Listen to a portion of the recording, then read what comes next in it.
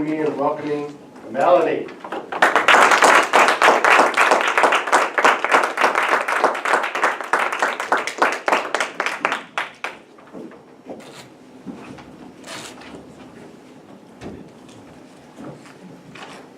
Have you ever wanted to change something in your life?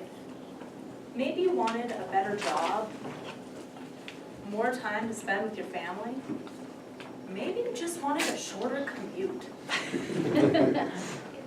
Did you do something about the situation? Think about it, because I'm going to ask you again later.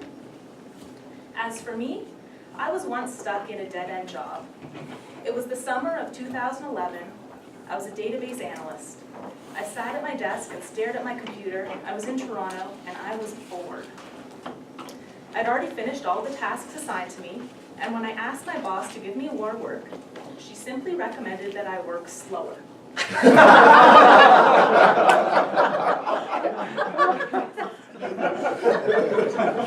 It was my first real full-time job after 4 years on the Canadian para-alpine ski team.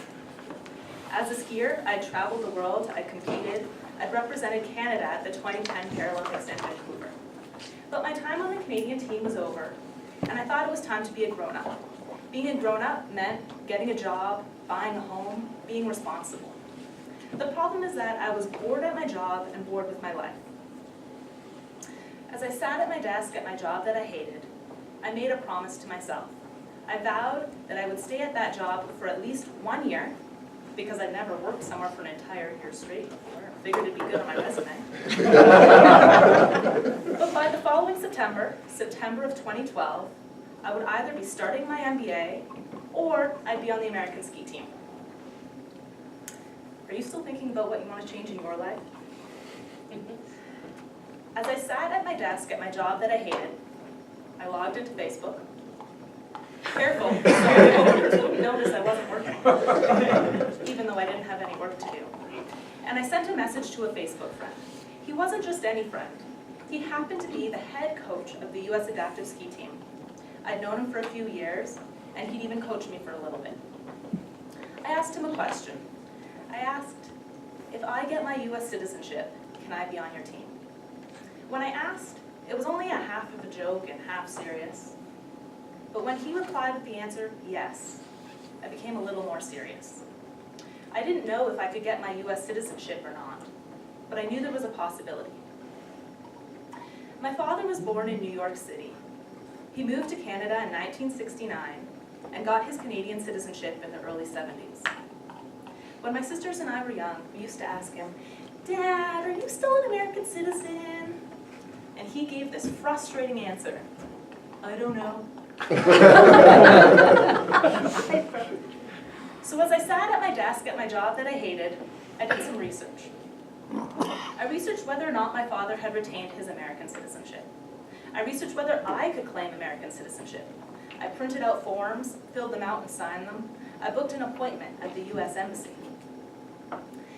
Luckily, my father is both a pack rat and a neat freak. And he managed to find all the documents I needed. He pulled out his birth certificate, his long-expired passport. I was shocked to learn he actually had hair in the 60s. He pulled out his high school and university transcripts. He even had his marriage and divorce certificates from a union that had ended over 3 decades earlier. On the morning of our appointment, my father and I marched down to the embassy with our stack of paperwork. We went through security and sat in the waiting room until we got to talk to an immigration officer. The officer flipped through our paperwork. He talked to both of us, and then, you know what happened then? He yelled at me.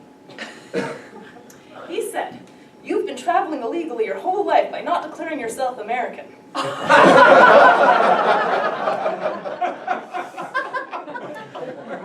Of course, I had no idea I was American. But at the end of our time, he promised me a shiny new passport and a social security number. But this wasn't the end of my journey onto the US ski team. I also needed approval from the international governing body that manages my sport. The high performance directors of both the Canadian and American teams wrote letters on my behalf. And those letters and the whole issue were discussed at a meeting in Germany. The final decision of this meeting was that they would allow me to switch countries without banning me from competition. Not long after that decision, September 2012 rolled around. I wasn't starting my MBA, but I was at my very first training camp with my American teammates. We were in Chile. I changed the direction of my life 180 degrees. I postponed adulthood to move to Colorado and be a full-time athlete. I sacrificed my income, my home, my car. I left my family and friends behind to pursue my passion. How about you?